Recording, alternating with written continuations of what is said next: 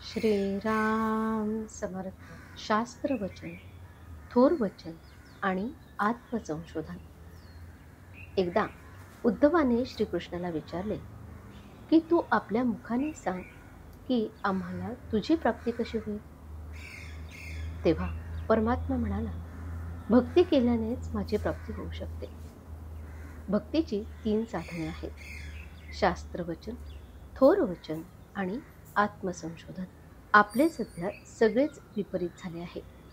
शास्त्रवचन म्हणावे तर आपण आता इतके सुधारलो आहोत की हल्लीच्या ज्ञानाने आपल्याला पुराणावर विश्वास ठेवण्याची लाज वाटते. थोर वचन म्हणावे तर मुलगा मोठा होऊन बापापेक्षा जरा जास्त शिकला की त्याला वाटते, मी या गावंढळ बापाचे कसे ऐकू, त्यापासून माझा काय फायदा होणार. तसेच आत्मसंशोधनाचे आपण शोधन करतो ते कसले, तर पांडव कुठे राहत होते, रामाचा जन्म कोणत्या गावी झाला, कौरव पांडवांचे युद्ध कोणत्या ठिकाणी झाले, मला सांगा. अशा संशोधनापासून आपला कसा फायदा होणार. एक प्राध्यापक मला म्हणाले, मी कृष्णाबद्दलचे पुष्कळ संशोधन केले आहे आणि कृष्णाचे जन्मस्थळ कोणते, निर्याण स्थळ कोणते याची आता खात्री झाली. मी म्हणतो की ते करता ते ठीक आहे, पण संतांना कृष्णप्राप्तीसाठी कृष्ण जन्म कुठे झाला या प्रश्नांच्या खात्रीची जरुरी वाटली नाही. त्यांनी दृढ उपासना करून कृष्णाला आपलेसे केले. खरे म्हणा तर कृष्णाचा जन्म उपासनेने हृदयातच झाला पाहिजे आणि तेच खरे जन्मस्थान आहे.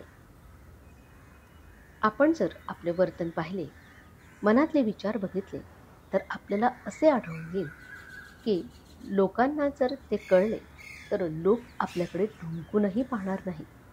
आणि असे असूनही आपण आपल्या संशोधनाचा आणि विचारांचा अभिमान बाळगतो. याला काय करावे. अशाने का आपल्याला भगवंताचे प्रेम लाभणार.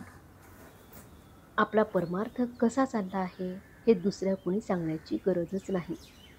आपल्याला तो पुरता ठाऊक असतो. अभिमान खोल गेलेला, विचारांवर ताबा नाही, साधनात आळशीपणा, मग अशा परिस्थितीत आपल्याला परमात्म्याचे प्रेम कसे लाभणार. साधू संतांनी यावर एकच उपाय सांगितला आहे आणि तो म्हणजे पूर्ण शरणागती. रामाला अगदी विनवणी करून सांगा की रामा, आता मी तुझा झालो, यापुढे जे काही होईल ती तुझीच इच्छा मानून मी राहीन आणि तुझे नाम घेण्याचा आटोकाट प्रयत्न करीन. तू मला आपला म्हण. देव खरोखर किती दयाळू आहे.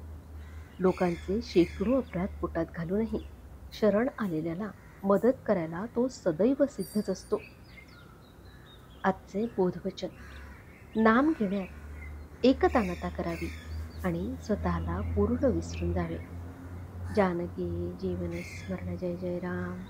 श्रीराम समर्थ.